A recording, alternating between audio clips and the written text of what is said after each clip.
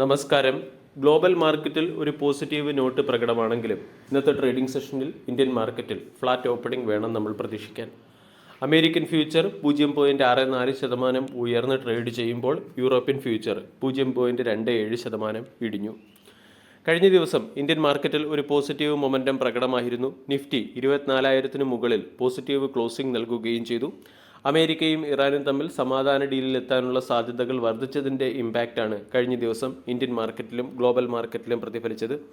അതേസമയം ഇന്ന് ടെഹ്റാനിൽ ചില സൈനിക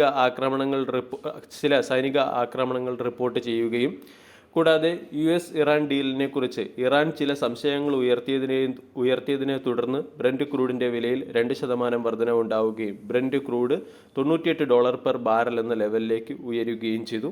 അതുകൊണ്ടാണ് ഇന്നത്തെ ട്രേഡിംഗ് സെഷനിൽ ഇന്ത്യൻ മാർക്കറ്റിൽ ഒരു ഫ്ലാറ്റ് ഓപ്പണിംഗ് നമ്മൾ പ്രതീക്ഷിക്കേണ്ടത്. അതേസമയം ഏഷ്യൻ മാർക്കറ്റിൽ ബൈയിങ് മൊമെൻറ്റം പ്രകടമാണ്. South Korean index record ഹൈയിലെത്തി.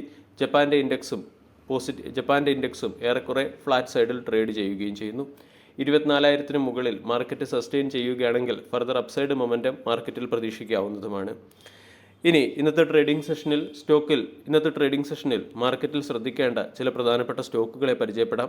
പ്രധാനമായും ഇന്ന് ക്വാർട്ടർലി റിസൾട്ട് പുറത്തുവിടുന്ന സ്റ്റോക്കുകളെ വേണം ശ്രദ്ധിക്കാൻ. ONGC, Siemens, Venus pipe, trans rail lighting, Merck and Sons pharma, Morepen laboratories, Landmark car, Kirloskar electric, IRCTC, JK tyre, EIH, പെരി, Gandhar oil, red tape, Kaveri seeds company, Honda India power product, good luck India, Bayer crop science, Astra microwave product, AIA engineering, Jubilant Ingrevia, ion exchange, GAC, Gujarat fluoro chemicals, Gujarat gas, Timex group India, Sumitomo chemical India, steel strips wheels, Refex industries, Roto pumps, പോണ്ടി oxide, Jash engineering തുടങ്ങിയ സ്റ്റോക്കുകളെയാണ് ഇന്നത്തെ trading സെഷനിൽ ശ്രദ്ധിക്കേണ്ടത്.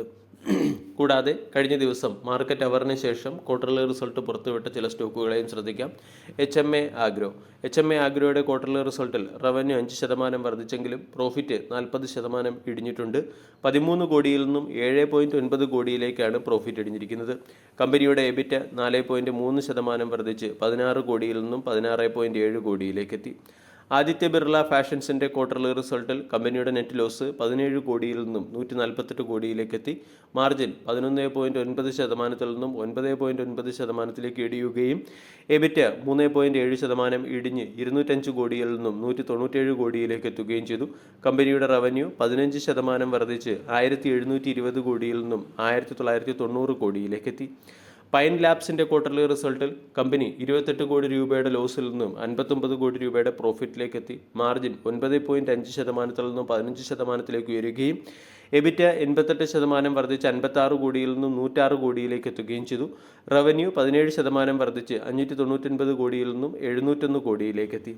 RVNLൻ്റെ quarterly റിസൾട്ടിൽ revenue 4.2% വർദ്ധിച്ച് 6,427 കോടിയിൽ നിന്നും 6,696 കോടിയിലേക്കെത്തി. EBIT 38% കറക്റ്റായി 436 കോടിയിൽ നിന്നും 269 കോടിയിലേക്ക് എത്തിയപ്പോൾ പ്രോഫിറ്റ് 58% ഇടിഞ്ഞ് 455 കോടിയിൽ നിന്നും 187 കോടിയിലേക്കെത്തി. ഇൻസുലേഷൻ എനർജിയുടെ റവന്യൂ 397 കോടിയിൽ നിന്നും 794 കോടിയിലേക്ക് ഉയർന്നു. EBIT 92% വർദ്ധിച്ചു. മാർജിൻ 14.5 നിന്നും 13.9 കറക്റ്റായപ്പോൾ നെറ്റ് പ്രോഫിറ്റ് 42 കോടിയിൽ നിന്നും 70 കോടിയിലേക്ക് ഉയർന്നു. അമരാജ ബാറ്ററിയുടെ ക്വാർട്ടർലി റിസൾട്ടിനോടൊപ്പം കമ്പനി ₹5.20 പെർ ഷെയർ എന്ന റേറ്റിൽ ഡിവിഡൻഡും പ്രഖ്യാപിച്ചിട്ടുണ്ട്. റവന്യൂ 15% വർദ്ധിച്ച് 3,060 കോടിയിൽ നിന്നും 3,524 കോടിയിലേക്കെത്തി.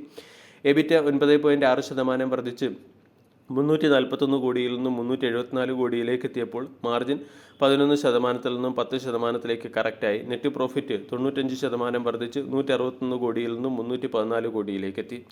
കണ്ടെയ്നർ കോർപ്പറേഷൻ്റെ ക്വാർട്ടർലി റിസൾട്ടിൽ നെറ്റ് പ്രോഫിറ്റ് 12% ഇടിഞ്ഞ് 300 കോടിയിൽ നിന്നും 263 കോടിയിലേക്കെത്തി. EBIT 3% ഇടിഞ്ഞ് 441 കോടിയിൽ നിന്നും 428 കോടിയിലേക്ക് എത്തിയപ്പോൾ റവന്യൂ 1% ഇടിയുകയും മാർജിൻ 19.3% നിന്നും 18.9% കറക്റ്റ് ആവുകയും ചെയ്തു. ഇന്ന് ശ്രദ്ധിക്കേണ്ട മറ്റൊരു സ്റ്റോക്ക് ഹിറ്റാച്ചി എനർജിയാണ്. ഹിറ്റാച്ചി എനർജി ക്വാർട്ടർലി റിസൾട്ടിനോടനുബന്ധിച്ച് ₹8 പെർ ഷെയർ എന്ന റേറ്റിൽ ഡിവിഡൻഡ് പ്രഖ്യാപിച്ചു. റവന്യൂ 46% വർദ്ധിച്ചപ്പോൾ പ്രോഫിറ്റ് 79% വർദ്ധിച്ച് 184 കോടിയിൽ നിന്നും 330 കോടിയിലേക്കെത്തി. മാർജിൻ 12% നിന്ന് 15% ഉയരുകയും എബിറ്റ 75% വർദ്ധിച്ച് 238 കോടിയിൽ നിന്നും 416 കോടിയിലേക്ക് എത്തുകയും ചെയ്തു. TVS സപ്ലൈ ചെയിനിൻ്റെ ക്വാർട്ടർലി റിസൾട്ടിൽ റവന്യൂ 21% വർദ്ധിച്ചു, എബിറ്റ 29% മെച്ചപ്പെട്ടു. കമ്പനിയുടെ നെറ്റ് പ്രോഫിറ്റ് കമ്പനി 4 കോടി രൂപയുടെ ലോസിൽ നിന്നും 17 കോടി രൂപയുടെ പ്രോഫിറ്റിലേക്ക് എത്തുകയും ചെയ്തു. ടെക്നോ ഇലക്ട്രിക്കലിൻ്റെ ക്വാർട്ടർലി റിസൾട്ടിനോടനുബന്ധിച്ച് 7 രൂപ പെർ ഷെയർ എന്ന റേറ്റിൽ കമ്പനി ഡിവിഡൻഡ് പ്രഖ്യാപിച്ചിട്ടുണ്ട്. റവന്യൂ 23% വർദ്ധിച്ച് 816 കോടിയിൽ നിന്നും 1010 കോടിയിലേക്ക് എത്തിയപ്പോൾ കമ്പനിയുടെ പ്രോഫിറ്റ് 135 കോടിയിൽ നിന്നും 115 കോടിയിലേക്ക് ഇടിഞ്ഞു. ആരതി ഫാർമ ക്വാർട്ടർലി റിസൾട്ടിനോടനുബന്ധിച്ച് 2 രൂപ പെർ ഷെയർ എന്ന റേറ്റിൽ ഡിവിഡൻഡ് പ്രഖ്യാപിച്ചു. നെറ്റ് പ്രോഫിറ്റ് 88 കോടിയിൽ നിന്നും 61 കോടിയിലേക്ക് ഇടിഞ്ഞു, അതായത് 30% ഇടിഞ്ഞു. റവന്യൂ 3% മാത്രമാണ് വർദ്ധിച്ചത്. എബിറ്റ 21% ഇടിയുകയും മാർജിൻ 25% നിന്നും 19% ഇടിയുകയും ചെയ്തു. ഇനി മറ്റ് ചില പ്രധാനപ്പെട്ട സ്റ്റോക്കുകളിൽ വന്ന ലേറ്റസ്റ്റ് അപ്ഡേറ്റ് കൂടി മനസ്സിലാക്കാം. ഭാരത് ഇലക്ട്രോണിക്സിന് 608 കോടി രൂപയുടെ അഡീഷണൽ ഓർഡർ ലഭിച്ചതുകൊണ്ട് ഭാരത് ഇലക്ട്രോണിക്സ് മാർക്കറ്റിൻ്റെ ശ്രദ്ധയാകർഷിക്കാൻ സാധ്യതയുണ്ട്. പേടിഎം ക്ലൗഡ് ടെക്നോളജീസിൽ പേടിഎം 9 മില്യൺ യൂറോയുടെ ഇൻവെസ്റ്റ്മെൻറ്റ് നടത്തും. അതുകൊണ്ട് പേടിഎം എന്ന സ്റ്റോക്കിനെ ശ്രദ്ധിക്കാം. കൂടാതെ LG ഇലക്ട്രോണിക്സ് എന്ന കമ്പനിക്ക് മഹാരാഷ്ട്ര ഗവൺമെൻറ്റിൻ്റെ റിവൈസ്ഡ് ഇൻസെൻറ്റീവ് പാക്കേജ് വഴി 82 കോടി രൂപയുടെ ഫിനാൻഷ്യൽ ബെനിഫിറ്റ് ലഭിച്ചേക്കും. ഇതിൻ്റെ പശ്ചാത്തലത്തിൽ LG ഇലക്ട്രോണിക്സ് എന്ന സ്റ്റോക്കിനെ ഇന്നത്തെ ട്രേഡിംഗ് സെഷനിൽ ഫോക്കസ് ചെയ്യാം.